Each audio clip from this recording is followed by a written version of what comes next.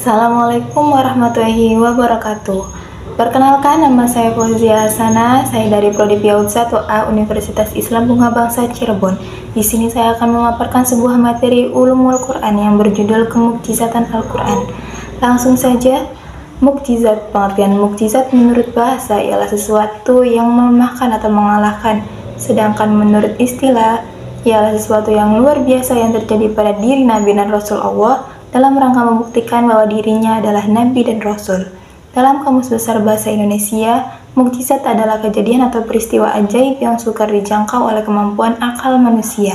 Jadi, mukjizat merupakan kejadian luar biasa yang tidak bisa diterima oleh akal manusia dan tidak dimiliki oleh siapapun, karena Allah hanya memberikan mukjizat sebagai kelebihan kepada para utusannya untuk membuktikan kebenaran atas kenabian dan kerasulannya.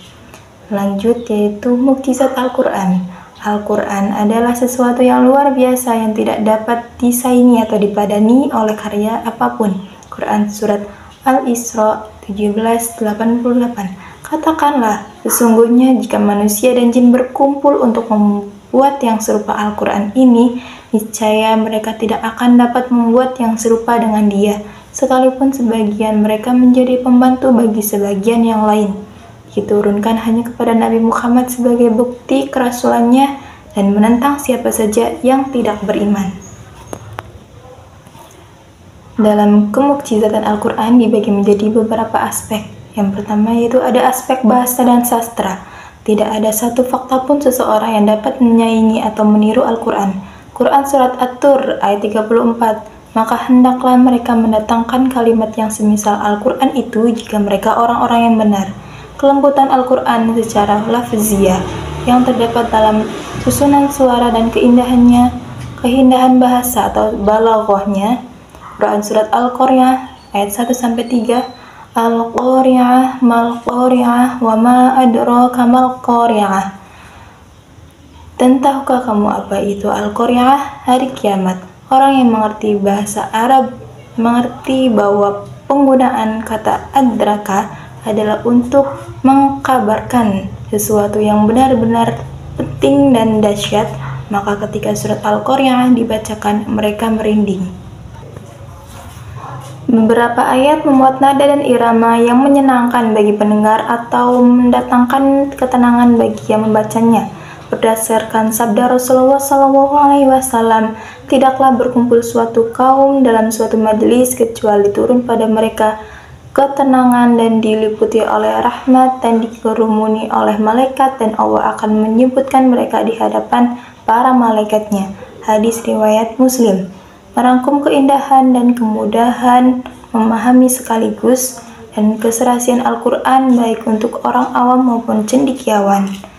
Selanjutnya yang kedua yaitu ada aspek kandungan atau aspek segi isi. Beberapa ayat memuat berita-berita atau kejadian-kejadian dan fakta-fakta ilmiah yang mendahului zamannya. Sebagian baru terjawab di era sekarang. Contohnya menyatunya dua lautan, air tawar dan air asin. Ayat-ayat yang mengisyaratkan ilmu pengetahuan tidak ada yang bertentangan dengan fakta ilmiah pengetahuan modern. Contohnya, segala sesuatu yang hidup berasal dari air. Untuk ilmu pengetahuan yang terkandung multidisiplin, matematika, biologi, fisika, dan sebagainya. Kisah dalam Al-Quran berbeda dengan kisah pada umumnya. Semua cerita tersebut sangat relevan dengan kondisi zaman. Bahkan sebagian kisah ada yang belum terjadi dan beberapa baru terjadi belakangan. Contohnya hari kiamat dan mulainya bermunculan tanda-tanda kiamat kecil. Selanjutnya ada aspek yang ketiga yaitu aspek psikologi. Al-Quran sebagai penawar atau obat hati dari penyakit syirik, nifak, dan yang lainnya. Di dalam Al-Quran ada sebagian ayat-ayat dan surah-surah yang berfungsi untuk mengobati badan seperti surat Al-Fatihah, An-Nas, dan Al-Falaq, serta yang lainnya tersebut di dalam sunnah Rasulullah SAW. Allah Subhanahu wa Ta'ala berfirman, "Hai manusia, sesungguhnya telah datang kepadamu pelajaran dari Rabb-mu dan penyembuh bagi penyakit-penyakit yang berada dalam dada dan petunjuk serta rahmat bagi orang-orang yang beriman." Surat Yunus ayat 57. Begitu pula dalam firman-Nya, dan kami turunkan dari Al-Quran sesuatu yang menjadi penawar dan rahmat bagi orang-orang yang beriman. Al-Isra ayat 82. Al-Quran menenangkan hati dan memantapkan keyakinan. Orang-orang yang beriman mengetahui bahwa Al-Quran adalah tanda atau mukjizat yang paling besar yang menenangkan hati mereka dengan keyakinan yang mantap. Allah Subhanahu wa Ta'ala berfirman, yaitu orang-orang yang beriman dan hati mereka tentram dengan mengingat Allah. Ingatlah, hanya dengan mengingat Allah hati menjadi tentram.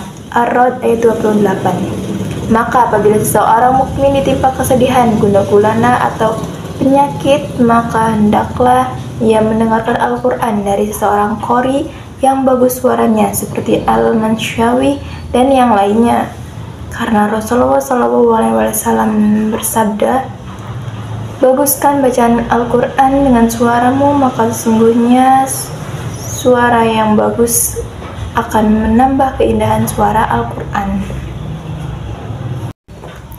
Sekian pemaparan dari saya, kurang lebihnya mohon maaf, semoga bermanfaat.